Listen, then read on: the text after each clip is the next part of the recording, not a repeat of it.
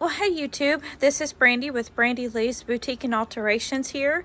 And today, for today's sewing tutorial, what we're going to do is turn a pair of regular jeans into shorts. So basically the customer came in, she brought this pair of jeans that she wanted turned into a pair of shorts, and she brought a pair of shorts that she wanted us to match the length on. So what I do is I just measure from the outside seam all the way down to the end. Right here she had it cuffed up about half of an inch where she wanted the bottom of her pants to match to. So I just measure the length from this outside seam down to the bottom of this cuff, and it is going to be 15 3/4 inches long. So now that we know that length there, we can go ahead and move those shorts and move over to the jeans. So right here with the jeans, as you can see, I've already turned them inside out. So what I'm going to do is I'm going to measure from this outside seam here down 15 3/4 inches, and then I'm just going to mark it. So I'm going to go down 15 3/4 inches, and I'm going to use a friction pin to mark that measurement right there. And then I'm just going to measure from this mark down, and that is 18 1/4.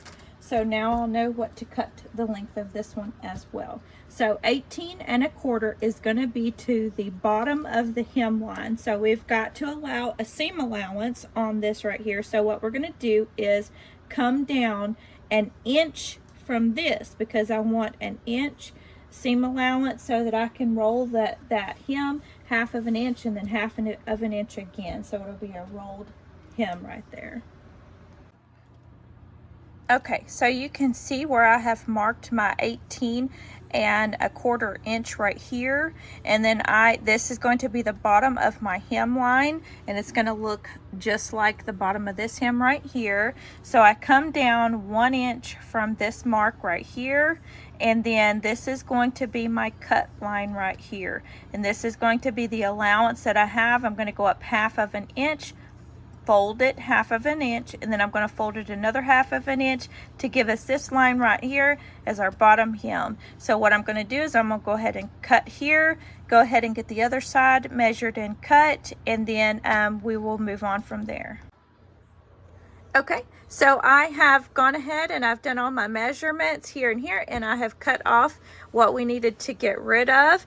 And if you will like and subscribe, we will show you videos of what we use this extra fabric that we whenever we're hemming pants or scrap fabrics that we use for other little projects. So if you'll stay tuned and like and subscribe, get your notifications, you will see what we do with all of those scrap fabrics there. So now we have our hemline here, we've got our seam allowance here. So what we want to do is go ahead and move over to the machine. I'm going to go ahead and serge these edges first. It's a step you do not have to take to do this. You can just fold and then fold again to get your hemline here. But it is a step that I like to do because it finishes off this edge, this raw edge right here. It stops it from fraying here, and it also gives it a little bit of stability whenever it goes through that serger. I will not use the blade on the serger. I will just go ahead and trim these out with a nice clean finished serge line, and then I'll go ahead and move to the sewing machine from there. So let's go ahead and move over to the serger from here. Okay guys, so I just stepped over to the serger, and basically I'm just going to, I took this little attachment off right here that comes off so you can do your pant leg or sleeve or anything like that through there. So I'm just going to go ahead and serge around the bottom of these now shorts so we can get a nice clean finished hem, and then we'll go from there. And oops, I'm forgetting to turn this blade off, but I'm just going to go ahead and switch that blade off right there and go ahead and get these finished out. This machine is the Brother, it's a 1034D. It's just a serger, and we'll go over this in future videos. If you'll like and subscribe, you'll see details on this machine, how to set your tensions, how to change your thread, how to do your feed, how to do all of your settings on the machine, and we'll do a review of it as well. So here we go. Oh, might help to turn it on.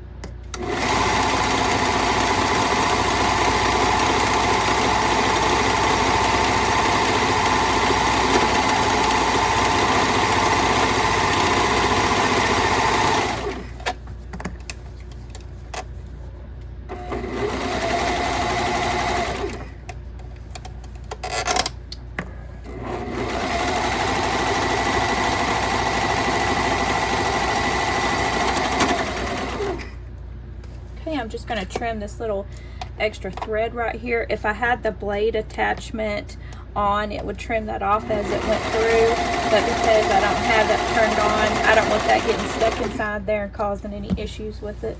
So I just went ahead and trimmed that off. Now I'm going to do this side.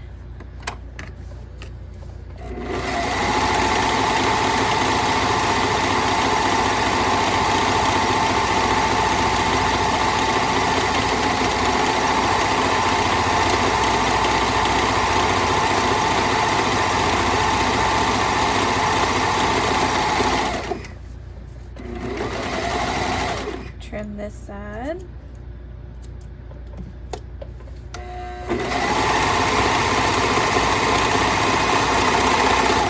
Okay, and we are done with that. Doesn't take but a few seconds to finish that off. So now we're just going to go put it through the machine. We're going to fold it up 1/2 inch and then over again, and we're going to use the same color stitching that was on the original hem. So we're going to step over to the thread and pick out a thread that will match this, and then head to the sewing machine and get that finished out.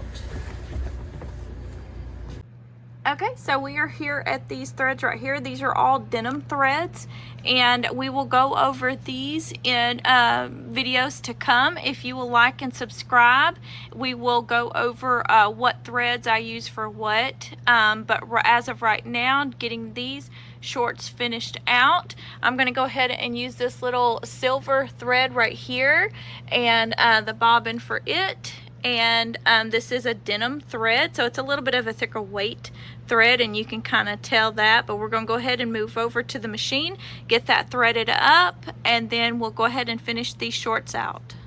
Real quick before I head over to the sewing machine, I just wanted to show you a real quick little hack that I do with some of my jeans that I work on. It depends on what the stitching looks like, but if you will notice, there are 2 little rolls of thread coming out of this one bobbin spool, and that is if your thread is a little bit thicker on the bobbin or the hemline. But I'll show you this neat little hack in future videos, so like and subscribe and we'll get to this. Okay, so I just needed to step over to this machine right here. I use this machine to run my bobbin with, and the reason why is because if I've already got the other machine set up, it's just easier to move over to this machine and run a quick bobbin because I'm not using it for this project. So it's just easier to put everything through here.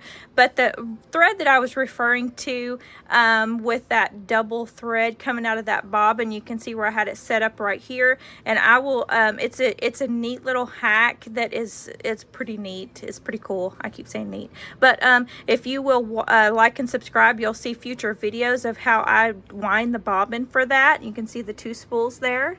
We're not going to do it on this thread today because this thread, it was just a single stitch, but if you will just watch further videos that we have coming out, you'll see this cool little hack that we can do. Okay, so we're just winding the bobbin for that thread. I had a little bit on a bobbin for this thread, but as I looked at it, I realized it wasn't going to be enough to go ahead and finish out these shorts. Plus, I have some other jeans that I need to hem this same color and another pair of shorts that we're doing the same thing with. So we're just winding this bobbin here, just a quick little video of that, and it's ready. So I'm gonna go ahead and snip that, go ahead and move over to the sewing machine that I'm gonna use for this project, and then we'll show you how that looks. Okay, this is the machine we're going to use to finish off the hem on these shorts. I use this machine for a lot of the denim that I do. This is a Genome HD 1000. The HD stands for heavy duty. So I have a denim needle in this machine that I'm going to use, and I'm getting ready to go ahead and get it threaded, get the bobbin put in, and I'm just going to go ahead and run the video and let you see how I do the thread and bobbin for this machine. It's different from the other machines.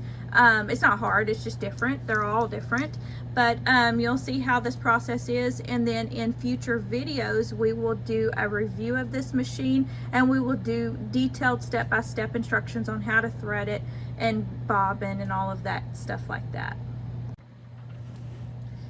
Okay, so I'm just going to sit down over here at this machine and get it threaded up. I took the little accessory tray off. Whenever you're hemming, you just need this short little leg right here. So I'm going to go ahead, and what I do is I make sure that my thread is always coming out from this direction here, and I put it on the machine here. We're going to go ahead and thread it. Come around that little tension disc there, come around this little clip here, and it's got to go in between this tension disc here. If it doesn't go in between there, it's not going to work right. Your tension won't be set right. It won't have any tension on it at all. So it's got a little needle threader on this machine. This is actually an older model. They do have a newer model of this machine. It's a HD 3000. But I've never had any issues with this machine, so I haven't upgraded it. I don't see any reason to, as long as it's running properly. And it does have a lifetime warranty on it, and this is actually a refurbished machine, and it still has that lifetime warranty on it. So I'm just setting up the bobbin, pulling it out through the top here.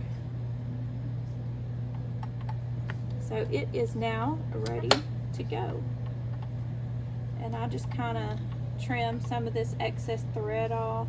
This machine is very particular about whatever it starts to run through, you have to actually hold this top thread down, because if you don't, it will come unthreaded. And that was on the reviews of this machine after I purchased it. I was having issues with that, so I looked at some reviews on it, and the reviews stated that that was one of the issues with it coming unthreaded. Whenever you start to go ahead and use your foot pedal to get going, it would just come loose and come out of the fabric and come up through the needle and come unthreaded. So I'm aware that it does that, so now I know how to prevent it from happening. But if you like this machine, and I don't know about the HD 3000, I don't know if it has those same issues. None of my other machines do that. So we will get to all of the pros and cons of this machine in future videos. So like and subscribe, and you'll see what we come up with. Okay, we're just going ahead and finishing off this leg right here, and I'm just folding it as I go along. You can iron it and fold it, you can pin it, clip it, whatever you need to do. I just find that it's very simple to go ahead and fold it as I'm stitching. And on this machine right here, this right here is denim, but it is very stretchy denim. So what I do is I put my tension, this right now is like on a 6.5 right now, and it gives a good clean straight line on the top side. Sometimes with this machine, if the tension on the top side is not correct, then on the bottom of the stitching it's going to be loose and it's not going to look good. So you have to make sure that the tension is set properly on this machine. Some of the other machines kind of automatically sense what kind of fabric you're using, and it sets the tension the way that it should be or itself, but this one does not. So you just kind of have to go along with it and see what you need that tension for as far as which fabric you're using. Also the thread, because this is a heavier weight thread, so it can affect it too. So I'm back to where I started from, and I'm going to go ahead and clip this little excess thread off. A lot of people don't do that, but I do it because it can get caught up inside there whenever it goes to meet the point that we started at. And if it does that, it kind of looks like it's not even. It just looks like it's messed up. So I always clip that before I get back to the spot where I started. So I'm just going to go ahead and finish that out. I'm going to go ahead and do a back stitch on this and go ahead and finish that, and then we're done with this side. We're going to go ahead and finish out the other side. But one thing I wanted to point out on this machine is it does have a stretch stitch. So if you have stretchy fabric that you're using, you can go ahead and select stretch stitch on here, and it kind of doubles up the layer and it allows it to stretch if it needs to. Today I did not use that. I just used the regular straight stitch, and I used 4 as the length on this. It just matches what was already on the original hem, and that's what I like to keep. I like to do it as close to the original hem as possible. So that's what we did with this today. We'll go ahead and finish out the other leg, and then I'll show you the finished product.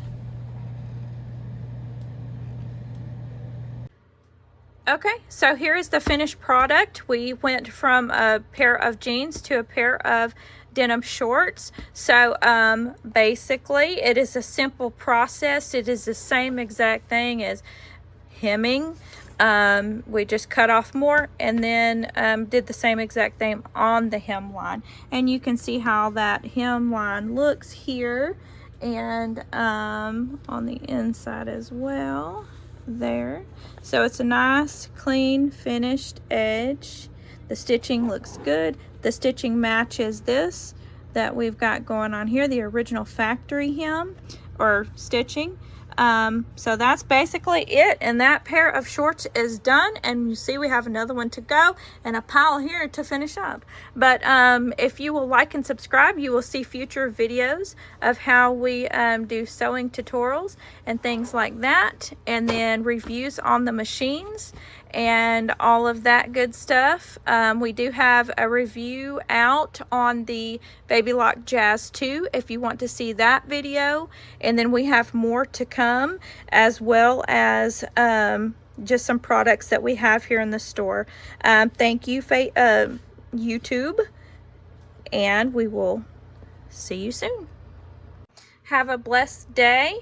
Like and subscribe for future videos, and turn your notifications on so you can see what we got coming out. Thanks, guys. Bye.